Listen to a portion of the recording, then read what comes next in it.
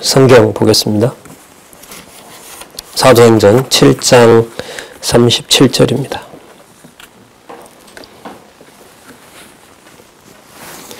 사도행전 7장 37절 제가 읽겠습니다. 이스라엘 자손을 대하여 하나님이 너희 형제 가운데서 나와 같은 선지자를 세우리라 하던 자가 곧 이 모세라. 시내산에서 말하던 그 천사와 및 우리 조상들과 함께 광야 교회에 있었고 또 생명의 도를 받아 우리에게 주던 자가 이 사람이라. 우리 조상들이 모세에게 복종치 아니하고자 하여 거절하며 그 마음이 도리어 애굽으로 행하여 아론더러 이르되 우리를 인도할 신들을 우리를 위하여 만들라. 애굽 땅에서 우리를 인도하던 이 모세는 어떻게 되었는지 알지 못하노라 하고 그때 저희가 송아지를 만들어 그 우상 앞에 제사하며 자기 손으로 만든 것을 기뻐하더니 하나님이 돌이키사 저희를 그 하늘의 군대 섬기는 일에 벌어두셨으니 이는 선지자의 책에 기록된 바 이스라엘의 집이여 40년을 광야에서 너희가 희생과 제물을 내게 드린 일이 있었느냐. 몰록의 장막과 신, 레판의 별을 받들었으며 이것은 너희가 절하고자 하여 만든 형상이로다. 내가 너희를 바벨론 밖에 옮기리라 함과 같으니라. 7장 37절부터 43절까지 좀 길게 읽었습니다. 교재는 이 성경 강론 15권 7917페이지를 먼저 펴보시기 바랍니다. 7917페이지. 오늘은 메모 없이 강론집을 참조해서 그냥 바로 시작하도록 그렇게 하겠습니다. 이 7장 30절부터 60절까지는 말씀을 전파한 스데반이 순교하는 장면인데요. 지난 시간에 저희들은 30절에서부터 36절까지 내용을 먼저 살펴봤습니다. 그래서 순교와 또 순교를 당함으로 사도들이 흩어지고 그리고 흩어진 곳에서 다시 또 핍박을 당하고 그 과정이 바로 말씀 전파를 통해서 교회가 확장하는 과정이라는 겁니다.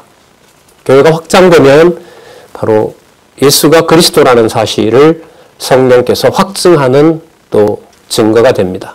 이로써 부활 승천하신 분이 안 계신 것이 아니라 살아서 바로 역사하고 계시고 그가 아버지로부터 보낸 성령께서 하나님의 교회를 설립하시고 창립하시고 설립하고 확장하신다는 것, 또 양육하고 무장시킨다는 것, 그 내용들을 우리가 교회를 설립해가는 성령의 능력을 통해서 지금 확증해 가고 있습니다. 자, 그러면 조금 전에 읽었던 말씀들을 보면서 계속해서 살펴보도록 하겠습니다. 그리고 스데반의 죽음과 함께 그 다음에 사도들이 흩어져서 전파하게 하시는 내용이 그 다음에 또 계속 이어지는데요. 자, 한번 시간 되는 데까지 살펴보도록 하겠습니다.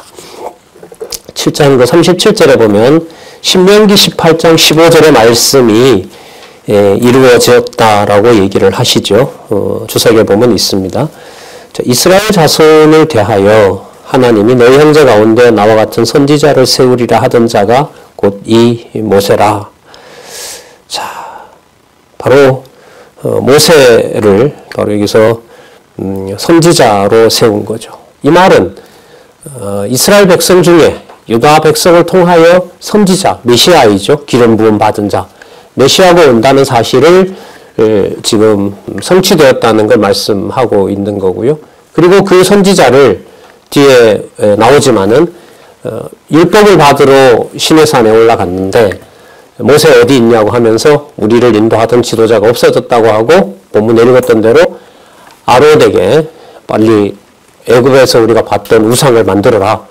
그렇게 해서 아론이 더불어서 같이 우상을 만들었던 일을 우리도 알고 있습니다. 지금 그 내용을 얘기하면서 바로 그와 같이 그 모세와 같은 진짜 참 선지자가 오셨는데 그가 바로 나사렛 예수인데 모세를 거역한 것처럼 너희들이 예루살렘에 있는 하나님을 빙자하여, 이 말은 율법에 따라서 이렇게 되겠죠. 진짜 율법을 성취하러 오신 그리스도의 말씀을 듣는 것이 아니라 모세에게 했던 것과 똑같이 하나님의 말씀을 받은 자 모세를 기다리는 것이 아니라 그 모세가 죽었다고 그러고 모세가 필요 없다고 하고 배척한 것처럼 그 모세를 배척한 행위를 한 이스라엘 백성의 후손들처럼 너희들이 똑같이 예수를 죽음에 내어줬다. 바로 그분이 우리가 기다리는 메시아이다. 이게 지금 이 말씀의 결론인 거죠. 그리고 우리가 의미 있게 살펴볼 것은 그 지금 광야의 상황을 38절에 보면 시내산에서 말하던 그 천사와 및 우리 조상들과 함께 뭐라고 하죠? 광야 교회라고 얘기를 하죠. 그리고 40년 광야 생활을 사도행전에 있는 교회 설립과 관련해서 교회 예루살렘 교회 창립과 관련해서 그 사건을 예수님 기준으로 보더라도 1500년 전 사건이고요. 우리가 봤을 때는 3500년 전 사건이죠. 그 광야에 이미 교회가 설립되었다는 사실이죠.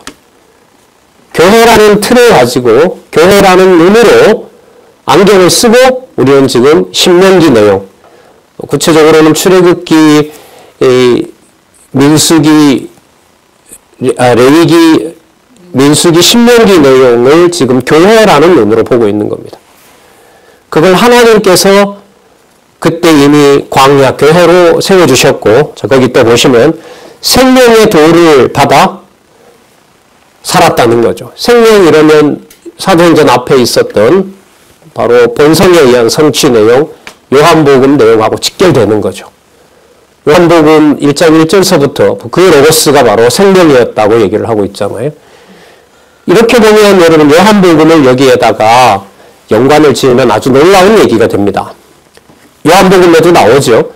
아브라함과 다윗보다가 먼저 있었다 나는. 그래서 그 유대인들이 막 돌로 치려고 하잖아요. 그러니까 그리스도가 바로 로고스가 하나님이시고 그 하나님인 로고스가 어디에서? 광야에서. 예수님 오시기 전, 나사렛 예수로 오시기 전 1500년 전에 광야에서 사도행전을 기준으로 보면 이미 무엇을 세우셨다? 광야에 교회를 세우셨다. 이렇게 되는 거죠. 에베소서에 가면 에덴 동산에 바로 아담과 하와를 통해서 뭘 세웠다? 교회를 세웠다. 이렇게 되죠. 그래서 교회라는 게 여러분 창세전에 감추었던 비밀이 되는 겁니다. 그게 에베소서에서 나오죠. 그래서 여러분들과 제가 또 저도 많이 진짜 깨닫고 온몸으로 회개도 하고 자식들한테 미안하다고 제가 무릎은 안 꿇었습니다만, 내가 좀 거칩니다만 성경을 이렇게 가르치면서도 내가 미친 짓을 했다. 미안하다. 내 같은 일을 다시 반복하지 않았으면 좋겠다. 내 바람은. 그렇게 다 큰 군대에 갔다 온 아이들한테 제가 그런 말도 제가 몇 번 한 적이 있습니다. 정신이 나간 거죠. 가정에 뭔가 물질적으로 좀 하는 게 무슨 책임이나 그게 지는 것처럼. 그게 여러분 엄격한 하나님의 숨겨져 있던 교회의 비밀인 거죠. 그래서 우리 기지협에서 지금 명칭도 원로들 중심으로 바꾸자고 하고 있고, 또 그게 실제로 여러 문화에서도 남에게 이래라 저래라 하는 명령 문화도 사라지고 있고, 하지만 말씀에 의해서 전하고 알려줄 때는 심혈을 기울여서 하나하나 정확하게 전달해 주려고 하는 그런 어떤 균형이 생기는 거죠. 그래서 교회는 몇 차례 말씀드립니다마는 시간이 지나서 혈육의 관계로 어떤 이 사적인 정이 쌓이고 서로 알아가는 그런 관계로 이게 환원될 수가 없는, 참 엄격하고 인간적으로 말씀을 드리면 조심스럽고 함부로 손댈 수 없는 것이 바로 하나님의 교회라는 사실을 또 한번 생각하게 됩니다. 그리고 지금 이 경우로 보면 스데반이 돌에 맞아서 결국 순교하잖아요. 하나님의 능력이 없어서 순교하게 하실까요? 그리스도가 능력이 없어서 죽으신 건가요? 아니거든요. 그게 하나님의 능력이고 하나님 아들에게 약속되어 있는 바를 이루신 거죠. 강도라도 낙원에 보낼 수 있는 순간 조금 전까지 강도라 하던 자도 하늘나라에 보낼 수 있는 능력의 사역을 하시는 자리가 처절하게 죽어가는 그리스도의 십자가 자리였던 겁니다. 그러니까 하나님의 말씀이 스데반에게도 마찬가지인 거죠. 돌에 맞아 죽지 않게 하고 맞아 죽다가도 물리치고 그냥 언제 맞았느냐 이런 능력을 발휘하면서도 전할 수 있는데 그건 우리가 생각하는 상상인 겁니다. 그러니까 하나님의 교회에 하나님의 말씀이 떨어진다고 하는 것만큼 하나님의 무서운 진노와 심판은 없습니다. 이걸 사단이 못하게 하는 거죠. 예수님을 유혹할 때 사단이 성경 구절 가지고 하잖아요. 성경을 다 알고 있단 말이죠. 유대인들은 모르는데 사단은 어떻게 하고 있어요? 예수님이 나사렛 예수 너가 하나님 아들이면 나는 안다고 하잖아요. 이런 전쟁에 사람이 어떻게 승리하겠습니까? 좀 몇 차 봤다고, 몇십 년 배웠다고 교회의 정체를 내가 만들어낼 수 있고 내가 전할 수 있다. 이거는 바로 넘어지는 거죠. 하지만 적은 일이라도 하나님의 성령이 함께 하시는 일이라면 하나님의 교회는 그 자리에 진리의 말씀을 함께하는 두세 사람이 있는 곳에 엄하게 서고 있는 겁니다. 이 사실을 간과하고 규모나 어떤 눈에 보이는 일로 함부로 교회를 평가하면 입을 여는 순간 그게 정죄와 심판이 되는 겁니다. 어떨 때 너무 깨끗하고 순수한 것이 교회에서 아플 때가 참 많은데요. 또 다른 한편으로는 그러니까 이 세상에서 이런 교회가 있구나라는 것 때문에 더욱 귀중하게 여기는 순간도 있습니다. 어느 쪽을 택할 것인가는 성령께서 인도해 주셔야죠. 자, 그런 방향으로 지금 가고 있습니다. 스데반 기준으로 보면 1500년 전에 있었던 바로 광야를 무엇으로? 교회로.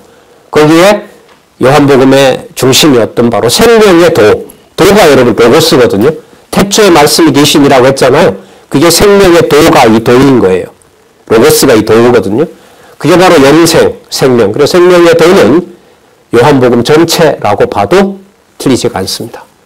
논리적 연결성이 있는 거죠. 예. 39절에 보면 모세에게 복종하지 않았다고 했고요. 우상을 만들어 달라고 했고요. 자, 42절에 보시면 하나님이 돌이키사 저희를 하늘의 군대 섬기는 일에 버렸다는 말은 우상을 섬기도록 내버려뒀다는 겁니다. 하나님이. 마찬가지로 나사렛 예수를 그리스도로 보냈는데 모세를 섬기지 않고 율법을 받아서 순종하지 않았던 것처럼 너희들도 하나님께서 나사렛 예수를 보는 앞에서 배척하도록 하고 너희들을 버렸다는 겁니다. 그래서 너희들의 지금 섬기고 있는 예루살렘은 애굽의 우상과 같은 것이고 실제로 성전 하나님의 교회는 나사렛 예수를 중심으로 모인 이게 진짜다. 이걸 유대인들이 받아낼 수가 없는 겁니다. 그렇게 하나님의 이름이 담긴 성전을 모세를 배척했던 자들이 만들었던 뭐가라고요? 송아지 우상이라고 지금 규정을 해버리니까 이걸 사람으로서 견딜 수가 없는 거죠. 그래서 결국 스데반을 돌로 칠 수밖에 없었던 겁니다. 그런데 그게 이미 이 스데반이 얘기했던 것처럼 1500년 전에 모세를 배척했던 것처럼 메시아를 배척하고 예수님이 약속하셨던 대로 너희들을 공의의 법정에 세운다. 너희들을 끌어갈 것이다. 죽일 것이다. 그게 이미 요한복음의 약속이 다 되어 있었죠? 그대로 누구에게도 스데반에게도 이루어지는 겁니다. 그래서 우리 한국교회 150년 역사에도요. 일제시대 때부터 일제시대 이전에 조선 말부터 많은 믿음의 선진들이 조상을 섬기지 않고 야소교, 예수교를 믿는다는 이유로 이 땅에도 수백만의 희생자들, 순교자들이 있습니다. 그래서 한국교회가 부패했다 해도 함부로 말을 못하는 이유가 거기 있습니다. 좁은 나라, 남한만 보더라도 1시간도 안 됩니다. 이 지역에서는 지금 한 40여 분만, 30여 분만 가도 모르죠. 시흥동 여기 40번지도, 설교 40번지도 뭐 누가 순교하면 그 기록은 없습니다만은 3, 40분만 가도 바로 부모와 함께 불에 타 죽고 일본군의 총에 맞아서 죽으면서 하나님 나라로 간 믿음의 선배들이 많기 때문에 그렇습니다. 그게 여러분 교회 설립에 지금 보고 있는 스데반의 순교와 사도들의 핍박받은 것이 교회를 설립해 가시는 하나님의 주권과 방법입니다. 이게 바로 교회입니다. 여기서 사적인 어떤 이해관계를 따지고 하면 놔둬도 돼요. 세속주의로 흐르면 하나님이 알아서 치십니다. 너 왜 그렇게 하느냐 이 말 할 필요가 없어요. 이게 더 무서운 거 아니겠습니까? 사도 바울이 그런 얘기 하잖아요. 고린도 교회 성도들과 편지하면서 이렇게 모든 걸 선교 한 25년경 30년 했다 그러거든요. 다 전하고 다 전한 것 때문에 여러분들은 내가 정로 하나님의 사도인 줄 아는데 아니다. 나는 내 스스로 벌어질까 두려워한다. 하나님 얼마든지 그런 섭리를 하시죠. 그래서 하나님의 교회의 어떤 세속주의와 적그리스도적인 요소에 대해서 또 성도들을 이용하고 교회를 이용해서 자기의 이해를 도모하는 것은 하나님이 무섭게 알아서 심판하는 겁니다. 경계한다고 되면 참 좋겠죠. 제대로 만들어 놓고 몰아가면 참 좋겠죠. 그렇게 안 된다는 걸 우리는 교회를 창립하시고 설립하시는 하나님의 능력에서 지금 저희들이 엄하게 배워가고 있는 겁니다. 하나님이 버려버립니다. 하늘 군대를 섬기는 일에 버리고요. 이는 선지자의 책에 기록된 바 이스라엘 집이여 40년을 광야에서 너희가 희생 제물을 내게 드린 일이 있었느냐? 없다는 겁니다. 그 40년을 교회로 보는데 그 교회로 그리스도가 머리 되시는 바로 그 광야의 교회가 일단은 전부 모세를 배반한 것처럼 민수기가 1차, 2차, 3차 시련이 있잖아요. 1차, 2차, 3차 시련이라는 게 시련이 왜 온 거죠? 전부 하나님을 배반해서 생긴 일이에요. 모세를 배반하고 또 우상을 만들고 1차와 2차는 출애굽하면서 하나님을 배반한 일이고요. 3차 시련은 40년 지났는데도 가나안 땅이 눈앞에 있는데도 다시 또 배반합니다. 이미 세대 교체가 다 일어났어요. 새로운 세대가 태어났어요. 할아버지 죽는 거, 할머니 죽는 거, 아버지, 어머니 죽는 거 20대 이하면은 다 봤어요. 그 자기네들도 장성원자가 됐어요. 60이 됐고 70이 됐고 20에 나온 사람 같으면 그렇게 됐을 거 아닙니까? 그리고 눈앞에 뭐가 보여요? 가나안 땅이 보여요. 모세는 나는 여기서 죽는다고 얘기를 해요. 그래서 40년 동안 다 약속이 이루어졌다고 얘기합니다. 그런데도 다시 배반해요. 그게 민수기 3차 시련입니다.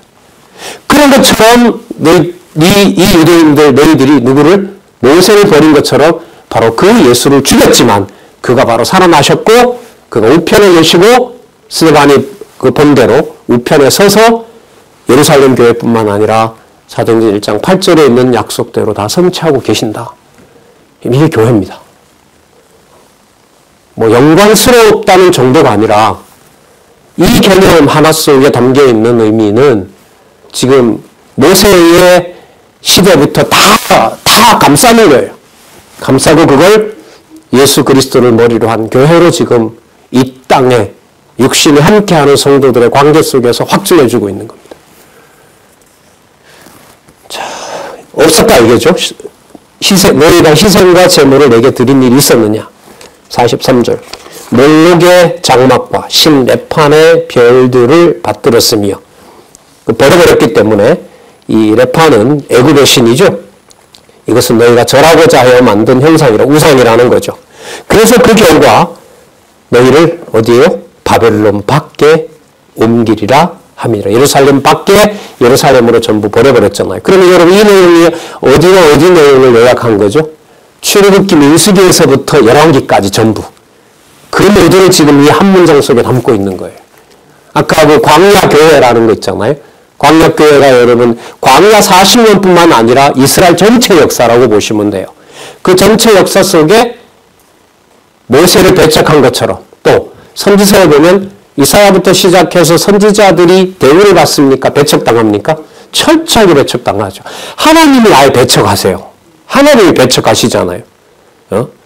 엘리야 같은 선지자는 너무 굶겨놓으니까 죽여달라 그러니까 죽지 말라고 하나님이 까마귀한테 고기 물어다가 입에 넣어버리자. 너 죽으면 안 돼. 죽여주세요. 차라리 이러려면. 막 듣지도 않는데 사람들. 안 듣기는 한 사람도 없잖아요. 아니 7,000명 있어. 이게 하나님이 행하시는 일이거든요. 예. 그리고 하나 말씀드리면 내가 너희를 바벨론 밖에 옮기리라 함과 같으니라. 주석에는 나와 있지 않는데요. 메모를 하나 하시면 유익할 겁니다. 레위기 26장 25절과 33절에 보면 이미 출애굽할 때 받았던 레위기에는 이스라엘 백성들이 가나안 땅에 들어가지만 어디에 된다? 열방에 잡혀간다. 그 약속이 이루어진 겁니다. 지금 이 내용은 왜 잡혀갔느냐? 우상을 섬겼으므로. 그게 열왕기입니다. 잡혀갔지만 아브라함을 비롯한 열조와 그리고 더 나아가서 노아와 아담에게 세운 무조건적인 은혜는 3대 언약은 사라진다, 사라지지 않는다. 사라지지 않고 자손의 번위가 예루살렘과 온 유대와 땅끝까지 그리고 그 땅에 이르는 모든 통치를 해뜨는 데서부터 해주는 데까지 주 예수 그리스도, 나사렛 주 예수 그리스도가 머리 되신다. 그 내용을 지금 성취하고 있는 겁니다. 어디서부터요? 구약 역대기부터 에스라, 느헤미야. 에스라는 실체적 언약을 이루신 것과 관계가 되는 겁니다. 그게 여러분 사도행전 지금 스데반을 통해서 전하고 있는 나사렛 예수가 교회의 머리 되신다는 이 강론의 핵심이라고 할 수 있습니다. 그런데 여러분 이 스데반의 이 강론은 보더라도 성령께서 오셔서 어디를 전체를 하나로 만들면서 예수 그리스도를 증거해요? 구약 전체를. 이게 우리 성경신학 공부 방법에서 매우 중요하죠. 전체를 하나로 묶어서 한 말씀 속에 전체를 하나로 창세기부터 말라기까지 내용을 간단하게 소개하면서 주어진 만큼 1시간 30분 혹은 10분도 될 수가 있겠죠. 그렇게 소개하면서 이 가정교회가 이 언약대로 창세전에 하나님의 교회로 우리들에게 하나님이 주셨다.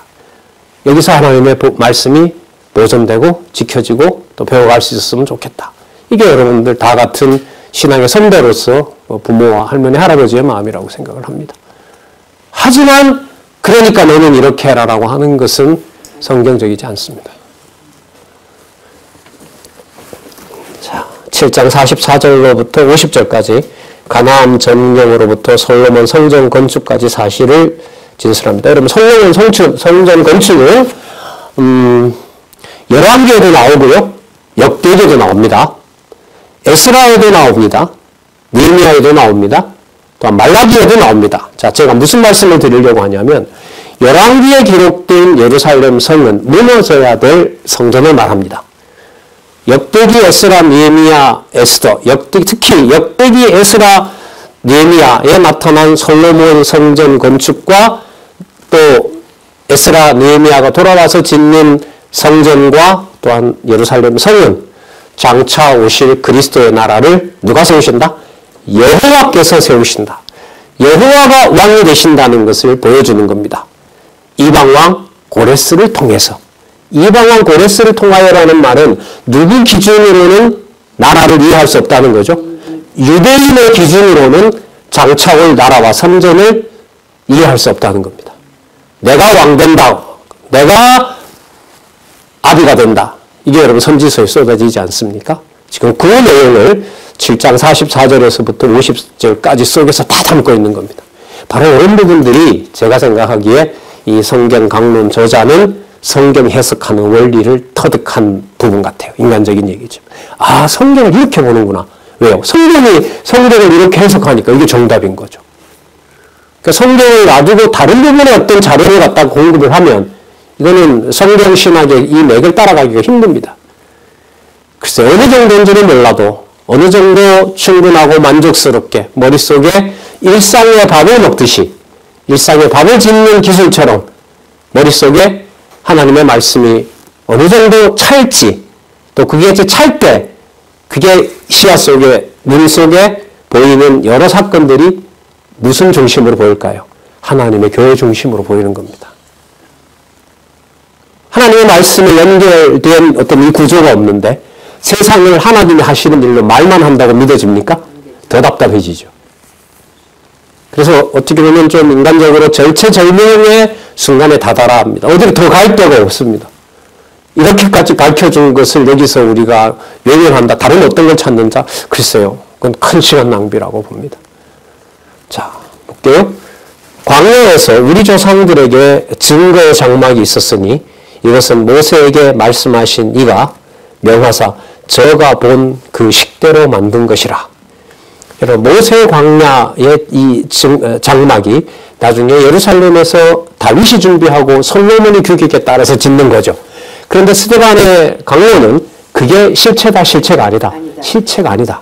그 규모는 누가 정해놓은 것이냐? 나사렛 예수가 말한 것이다. 그런데 그렇게 말했다고 이미 약속된 대로 모세를 배척한 것처럼 너희들이 죽였다. 돌아와라. 이게 강론의 핵심입니다. 돌아가기 전에 하나님이 쓰신 방법은 그래, 돌아가겠다, 잘못했다 이렇게 스데반과 서로 화해하고 가는 것이 아니라 그 재물을 스데반을 제물로 받는 일로부터 유대인들의 복음을 주기도 하고 빼앗기도 하고, 유대인들이 일부는 받아들여서 사도가 되는가 하면 일부는 그걸 받아들일 수 없어서 전하는 자들을 뭐하는, 죽이는. 그래서 핍박하니까 사마리아, 온 유대와 사마리아와 땅끝까지 복음의 증민이 되도록 하는 방법을 하나님이 택하신 거죠.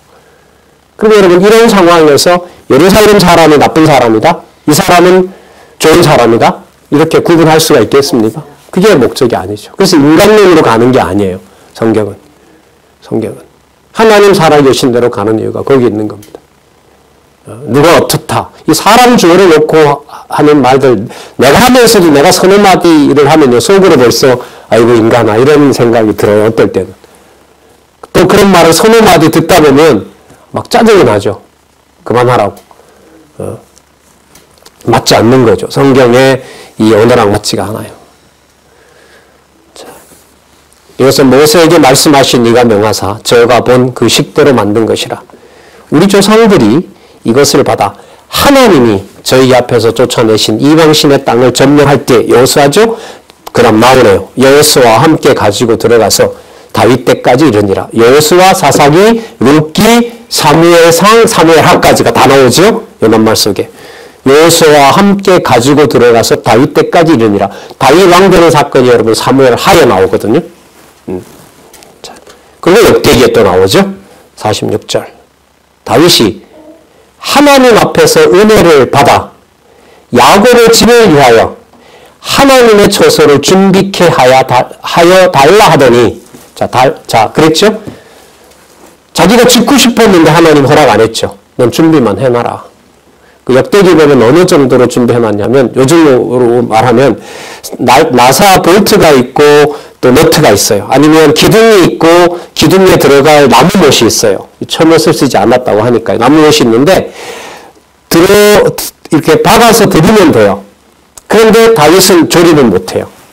여기는 기둥 만들고, 여기는 나무못 만들고, 여기는 그 기둥을 감쌀, 성전에 둘 도금할 금을 모아놓는 거, 이것밖에 할 수 없어요. 아, 이 정도 모아놨으니까 제가 적임자죠. 아닙니다. 그건 우리가 생각하는 거죠. 각자 하나님이 하나님의 교회 성도들에게는 자기 은사를 주신 겁니다. 그래서 우리 교회 개혁에서 행정과 관련해서 각자 먼저 자기 일을 돌아보고라는 말 많이 하잖아요. 그래서 요즘은 없는데 초기만 하더라도 그 정도 했으면 권사해, 장로하지. 참 불편한 얘기들이었죠. 그게 쉬운 말이 아니잖아요, 그게.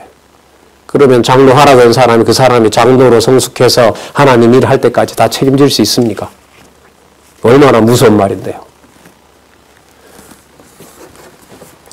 자, 46절. 다윗이 하나님 앞에서 은혜를 받아 야곱의 집을 위하여 하나님의 처소를 준비케 하여 달라 하더니 솔로몬이 그를 위하여 집을 지었느니라. 자, 48절 보세요. 여러분, 아까 44절에 모세가 그 하나님의 이름이 있는 장막을 하나님이 보여준 식대로 만들었다 했잖아요. 그런데 그게 그림자예요? 실체예요? 그림자죠. 그 솔로몬이 그러면 지었던 것은 열왕기에 보면 규격이 얼마고 땅의 넓이가 얼마고 그거 전부 누가 정해준 걸까요? 하나님이 정해준 거죠. 그런데 그게 그림자예요? 실체예요? 그림자인 거죠. 그 얘기가 지금 어디에 나오냐면 48장부터 나오는 거예요. 48절부터.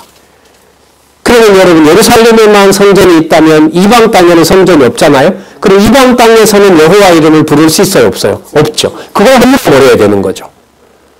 그래 지금 이 스데반의 강론은 어디에 맞추고 있어요? 자손 땅 통치라고 하는 언약이 실체적으로 예루살렘에서부터 어디까지?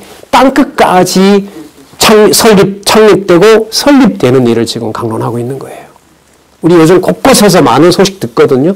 우리 원로인 저자한테도 많은 연락이 와요.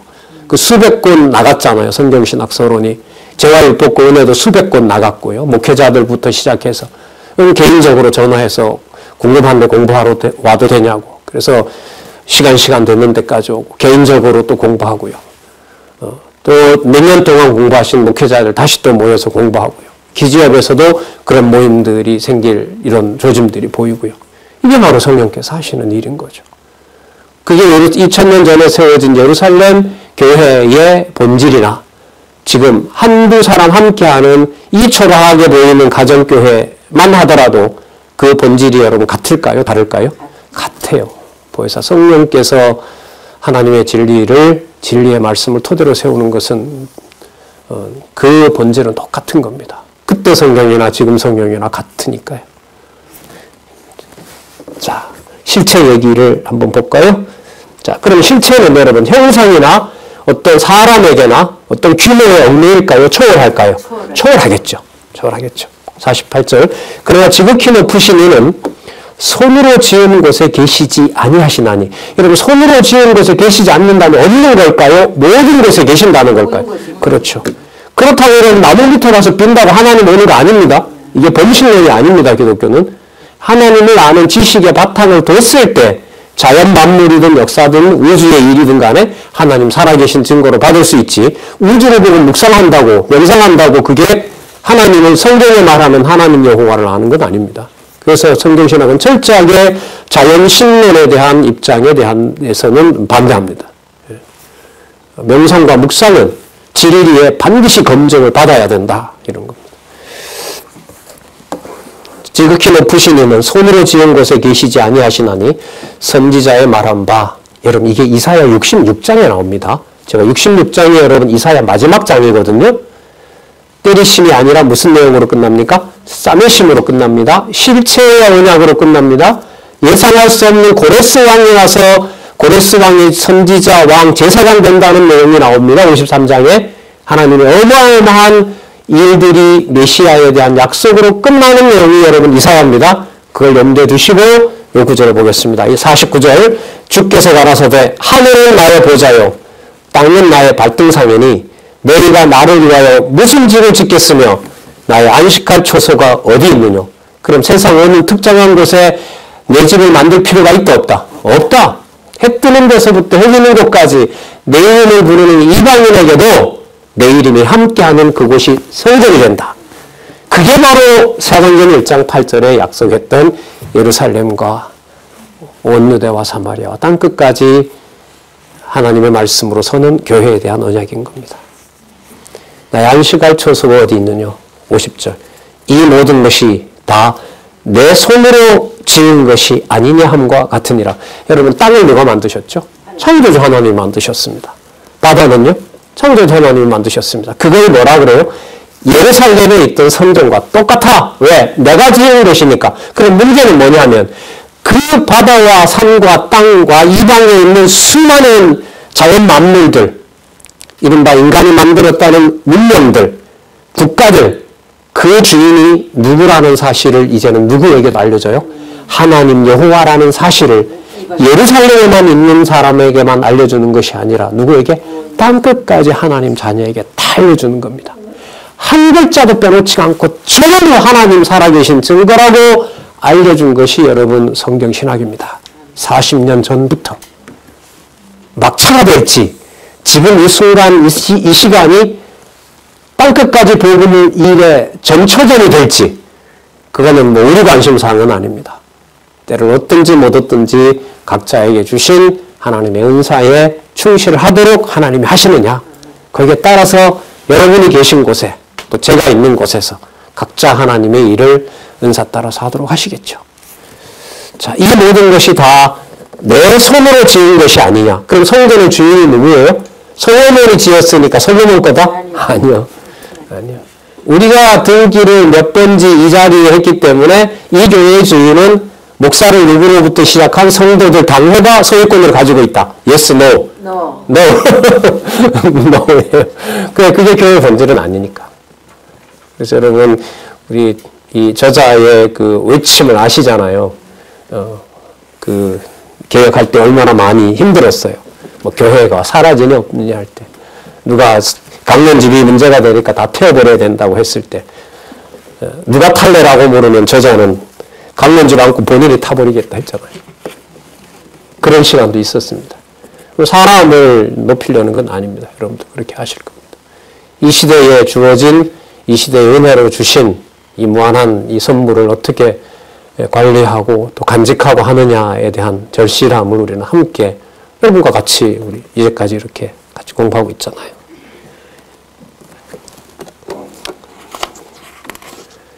자, 그러면 이 정도로 여러분 명설교를 했으면 좀 살려놓으면 안 되나요, 하나님이? 같이 동력하고 같이 예루살렘 형제들하고 같이 사이좋게 지내면 얼마나 좋아요. 그건 우리 생각이죠. 여기서 그냥 스데반은 여러분 이 참 재밌는 게요. 7집사 뽑을 때는 히브리 그리스 헬라라는 곳에 살았던 히브리인들이 음식 대접을 못 받았기 때문에 먹을 게 없는 게 굶주렸기 때문에 7집사들 보고 챙겨주라고 한 일이었거든요. 분명히 사도들이 가르치는 일이었고 그래서 사도들에게는 성령 감동으로 그렇게 뽑아놨어요. 그런데 하나님은 사도들만 그렇게 하는 것이 아니라 집사들이 그 다음에 빌립 집사가 나오거든요. 이건 지금 스데반 집사인 거고요. 이 어마어마한 일을 하나님께서 하시는 거예요. 성령 충만하고 그 성경을 바탕으로 예수 그리스도를 증거하는 일로 삼으신 거죠. 지금도 마찬가지예요. 그래서 교회는 계급부로 만들면 안 돼요. 큰일 납니다. 아까도 뭐 시작할 때 얘기했지만 이 가정은 내가 수고해서 내가 많은 경제적인 경비를 내가 책임졌으니까 너희들이 내 말을 들어야 된다. 그건 세상 논리인 거죠. 예. 세상도 그렇게 하면 이제는 막 개인보호법으로 가기 때문에 전부 다 뭐 민사상, 형사상 고발할 수 있는 어떤 그런 희한한 사회로 가고 있잖아요, 지금. 어디에서 찾을 수가 없어요. 그래서 어떤 헌법학자 얘기대로 이 원로에게 그랬다잖아요. 성경대로 이렇게 되는 것은 이상이다. 그 현실에서는 이루어지지 않는다. 그럼 성경이 거짓말이죠. 자, 볼까요?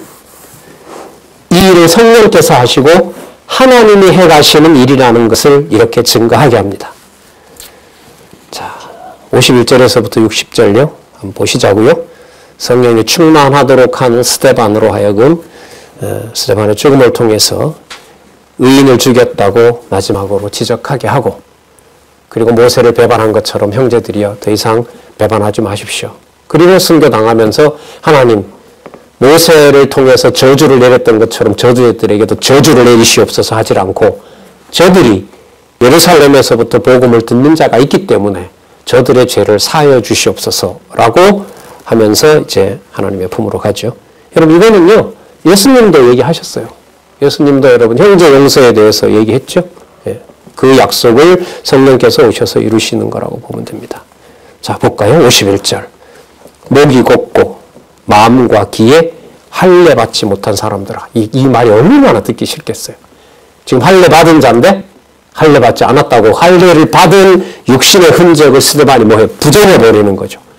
그렇죠. 그러니까 실체적인 언약의 자손이라는 게 육신의 할례로 되는 게 아니라는 걸 허물어버렸잖아요. 그리고 아까 장소를 얘기했죠. 이사야 66장. 이사야 66장에 보면 놀라운 얘기가 있죠. 이방인들이 유모가 되어서 유대인들을 품에 안고 젖을 먹인다고 했고요. 그리고 그 이방인들이 수레를 만들어서 예루살렘까지 차례대로 수레에 태우고 품에 젖을 먹이고 그리고 이방인들이 사용하던 더러운 것들도 예루살렘으로 가지고 와서 하나님 여호와를 섬기는 일로 쓰고 이방인 중에서도 대제사장이 나온다고 약속한 내용이 이사야 66장입니다. 그 내용을 탁 잡아서 스데반으로 하여금 이 강론이 마무리되게 하고 예수님이 약속하신 대로 그 그리스도를 전한 사도들 중에 일부가 순교하도록 하는 섭리를 지금 하고 계신 겁니다. 따라서 이 사건은 스데반이 안타깝게 죽은 사건이 아니라 보혜사 성령께서 나사렛 예수가 나사렛 주 예수 그리스도가 교회의 머리 되신 교회를 하나님의 집으로 만드는 기둥 역할을 하면서 그리스도의 대속죄를 따라가도록 한 하나님의 사도가 되도록 한 거죠. 주 예수 그리스도의 사도가 되도록 하는 일을 시킨 거죠. 자, 보겠습니다. 목이 곱고 마음과 귀에 할례를 받지 못한 사람들아, 너희가 항상 성령을 거스려 너희 조상과 같이 너희도 하는도다.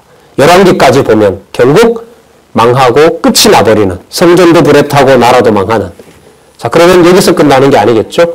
그리스도를 살리셨고 그분이 바로 부활 승천하셨고 그분이 유일한 구원의 주가 되신다. 자, 그렇게 말씀하고 있겠죠? 너희 조상들은 선지자 중에 누구를 핍박하지 아니하였느냐? 다 핍박했다는 거죠. 의인이 오시리라 예고한 자들 저희가 죽였고 이제 너희는 그 의인을 잡아준 자요 살인한 자가 되나니. 자, 왜 그렇게 했느냐? 너희가 어떻게 그렇게 했느냐? 너희가 천사의 전한 율법을 받고도 지키지 아니하였도다 하니라. 율법을 천사를 통해서 하나님의 명으로 주셨거든요. 그걸 거역했던 것처럼 하나님의 아들의 이름으로 온 그리스도의 명을 너희들이 어떻게 했다? 받아들이지 않을 뿐만 아니라 어떻게 했다? 죽여버렸다. 구약에 사악했던 그 본성을 너희들이 그대로 받았다. 그리고 예루살렘이 우상과 같은 것인 저것을 아직도 숭배하고 있다. 그러나 진짜 성전은 바로 그리스도 자신이다. 이거 지금 소개하려는 거죠.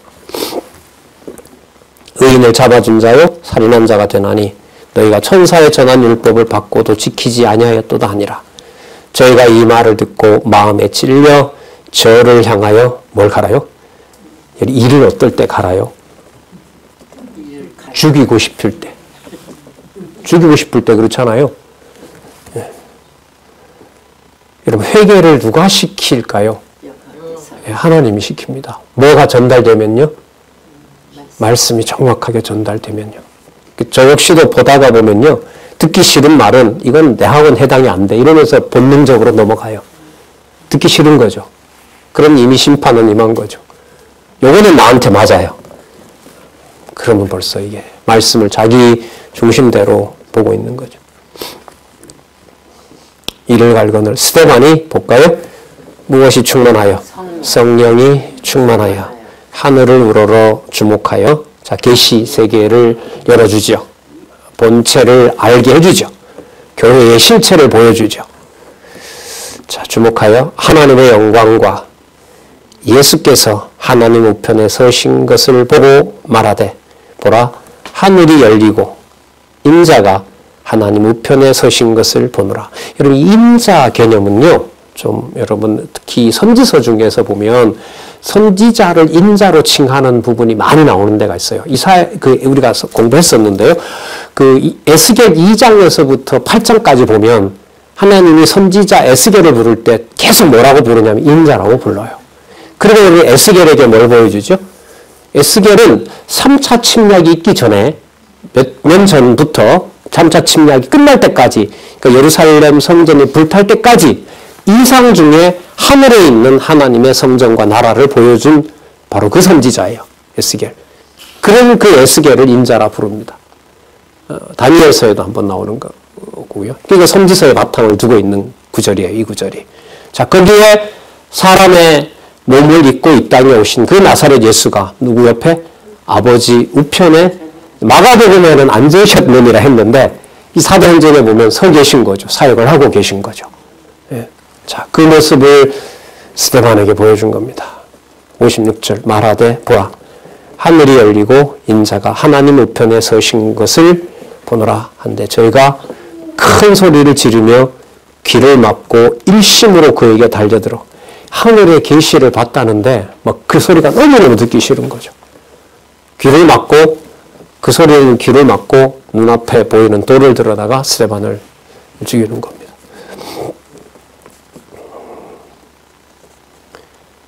돌로 7세 증인들이 성 밖에 내치고 돌로 7세 증인들이 옷을 벗어 사울이라 하는 청년의 발 앞에 두니라. 정당하게 여겼다 그러죠. 저희가 돌로 스데반을 치니 스데반이 부르짖어 가로되 주 예수여. 여러분 이 주는 여호와와 연관된 용어라 그랬죠. 사도행전에 나타난 주라는 개념은 거의 한 90% 이상이 여호와라는 이름으로, 한 80% 이상인가요? 여호와 개념으로 번역돼야 될 용어 중에 하나입니다. 어쨌든 주 예수, 나사렛 예수가 아니라 나사렛 예수가 바로 주 예수인 거죠. 내 영혼을 받으시옵소서 하고 무릎을 꿇고 크게 불러가로되 주여 이 죄를 저들에게 돌리지 마옵소서. 예수님도 약속한 바 있죠. 원수를 사랑하라고 하는 약속부터 시작해서 70번씩 7번 사죄해주고 주님 가르친 기도에도 나오죠. 우리가 우리에게 죄진 자를 사해준 것 같이 우리 죄를 사해 주옵시고 이렇게 이 죄를 저에게 돌리지 마옵소서 하고 이 말을 하고 자니라. 죽었다가 아니고 뭐라 그럽니까? 자니라. 네, 자니라. 그리스도가 누가복음에 보면 굴에 이렇게 죽으신 몸이 안치한 다음에 뭐라 그러죠? 모두 안식일에 쉬었다라는 그런 말도 나오죠. 예. 그래서 7장 51절에서부터 60절에 나타난 의인을 죽였다고 지적하고 그리고 살인자라고 책망하자 스데반을 돌로 죽이는 일을 스데반으로 하여금 하늘에 있는 그리스도의 품으로 가서 뭐하는 죽었다가 아니라 잠든 바로 그런 광경으로 지금 스데반의 이 순교 사역을 통해서 말씀이 전파되는 것을 살펴봤습니다. 자, 아까 그러면 하늘이 열리고라는 것도요. 아까 제가 인자 개념이 에스겔서에 나온다 그랬잖아요. 하늘이 열리고라는 표현도 선지서에 찾자면 이게 에스겔 1장부터 나와요. 에스겔 1장에. 그러니까 하늘이 열리면서 지금 예루살렘 성은 곧 3차 침략으로 끝이 날 텐데 하나님이 이상으로 데리고 간 하늘에는 하나님 살아계시고 무서운 짐승들이 하나님이 명만 내리면 가서 이룰 준비를 하고 있고 40장부터죠. 40장부터 넘어가면 하늘에 성전이 세팅이 되어 있고 그 다음에 12지파 땅이 분배되고 여러분 그 내용이 바로 에스겔서 내용입니다. 순교를 당하면서 하나님 우편에 계시고 성령이 충만하여 그리스도가 통치자 되신다는 것을 깨닫게 하시는 이 상황에서 여러분 에스겔서 내용하고 연결은 아주 좋은 조합이라고 생각을 합니다. 그래서 성경 하나가 전체로 이렇게 다시 각각이 전체로 이렇게 들어오는 공부를 여기서도 또 할 수가 있습니다.